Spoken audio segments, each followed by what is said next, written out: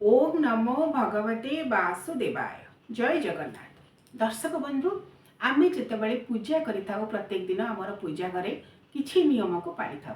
पूजा घरे नियम को पालन करने द्वारा पुण्यफल एवं पुण्यफल उभय मिली थाए बोली विश्वास करा जाए। तेबे आसंतु जानिबा ए भिडियोटी रे ठाकुर पूजा घरे केते गुडे नियम जहाँ निहाती भाबरे मानिबा उचित से संपर्क रे आसंतु आज जानिबा। प्रथम कथा हेउची जे आमे जितेबाला पूजा घर करिथाउ, आपण माने पूजा घर निर्माण करंतु बा भड़ा घरे ठाकुर पूजा करंतु, जहाँ भी करंतु। अनेक दर्शक ए संपर्क में प्रश्न करथिले। आज से कथा को नहीं स्वतंत्र भाव में भिडियोटी को प्रस्तुत करुछि जे आपण माने जितेबाला ठाकुर को पूजा घरे रखुचंती बा ठाकुर पूजा घर स्वतंत्र भाव में निर्माण करुछंती, केउ दिगरे ठाकुर पूजा घर निर्माण करिवे बा ठाकुर को आपण केउ दिगरे बसेइबे घर ठाकुर को। ताहार उत्तर हेउची जे आपण माने जेतेबेले पूजा गृह निर्माण करूछंती बा घर ठाकुर को पूजा खटुली रे बसाउछंती, सदा सर्वदा मन रखिबे ईशान्य कोण रे बा ईशान्य दिगरे ही बसेइबे, जहाँ हेउची उत्तर पूर्व दिग। यही दिगटी अत्यंत शुभप्रद एवं ईशान्य दिग बा ईशान्य कोण जेहेतु जल सहित संबंधित एवं जलर देवता हेउछंती स्वयं श्रीहरि नारायण एवं आमर गृहस्थाश्रम आम लक्ष्मी नारायण को ही आमर आराध्य बोली मानी था, पूजा करि थाउ। प्रत्येक दिन पंचदेवता पूजा सहित लक्ष्मी नारायण पूजा, शालग्राम पूजा, माँ लक्ष्मी पूजा करि थाउ। तेणु ईशान्य दिगरे जदि आपण ठाकुर पूजा गृह निर्माण करेंगे बा ठाकुर को रखिबे ताहा अत्यंत शुभप्रद बोली विश्वास करा जाए। सेथिपई आपण माने जेतेबेले ठाकुर को रखुचंती पूजा गृह रे खटुली रखुचंती, तांको आस्थान दउचंती, मन रखिबे सदा सर्वदा ईशान्य दिग बा उत्तर पूर्व दिगरे ही रखिबे। जेपरिकी ठाकुर मुख सदा सर्वदा घर ठाकुर मुख पश्चिम दिग को रहिबो। साधारणतः मंदिर मानकरे जितेबाला देवी देवता को प्रतिष्ठा करा जाए तांकर मुख पूर्व दिग को रही थाए, उत्तर दिग को रही थाए, मात्र घर ठाकुर मुख पश्चिम दिग को रखा अत्यंत शुभप्रद बोली विश्वास करा जाए।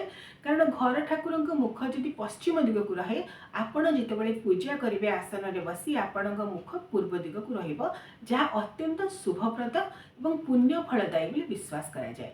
जदि कौनसी कारणवशतः आपण घर ठाकुर को ईशान्य कोण बा उत्तर पूर्व कोण रे बसाई पारु नाहंती, तेबे उत्तर दिगरे बा पूर्व दिगरे मध्य रखि पारिबे, मात्र तांकर मुख चेष्टा करिवे सदा सर्वदा पश्चिम दिग को ही रहिबो, जद्वारा घरर समस्त नकारात्मक शक्ति नष्ट हेबा सहित समस्त प्रकार आध्यात्मिक सकारात्मक ऊर्जा सृष्टि होइथाय बोली मध्य विश्वास करा जाए। तेणु मन रखिबे ठाकुरंकर मुख रखिबे पश्चिम दिग को एवं आपण जितेबाला पूजा करिवे घर ठाकुर को आपणकर मुख रहिबो पूर्व दिग को। ये गोटे प्रश्न थिला किछि दर्शकंकर जे घर ठाकुर को आमे केउ दिगरे रखिबा एवं तांकर मुख केउ आड़ को रहिबो एवं आमे केउ आड़ को बसी पूजा करिबा। द्वितीय प्रश्नटी थिला किछि दर्शकंकर जे आमे जेतेबेले दीप जालिबा केउ दिग को दीप जालिबा, मन रखिबे केबे भी दक्षिण पूर्व कोण बा अग्नि कोण रे दीप जालिबे नाही, कारण ता द्वारा अधिक ऊर्जा सृष्टि हेबो, आध्यात्मिक ऊर्जा जहाँकि घरर वातावरण ताको सह्य करिबारे सक्षम हेबो नाही।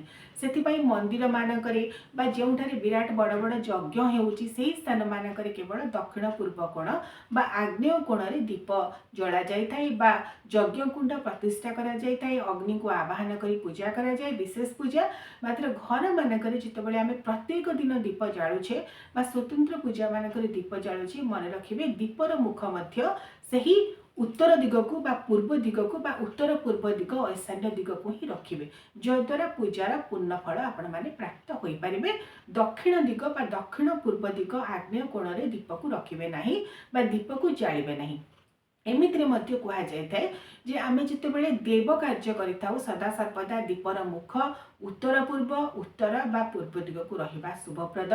जितेबाला आमे माने पितृ कार्य करिथाउ अर्थात पितृपुरुषक उद्देश्य रे श्राद्ध कार्य करिथाउ, जेपरिक आमर पितृ श्राद्ध करा जाए पितृपक्ष रे, ता सहित कार्तिक अमावास्या दीपावली अमावास्या समय पितृ श्राद्ध करा जाए एवं जमराजा उद्देश्य रे आमे जितेबाला नरक चतुर्दशी जमदीप दान करिथाउ, से सबुर मुख दक्षिण दिग को होइथाय। कारण दक्षिण दिगर ଅଧିପତି ହେଉଛନ୍ତି ସ୍ୱୟଂ ଧର୍ମରାଜ ଯମ।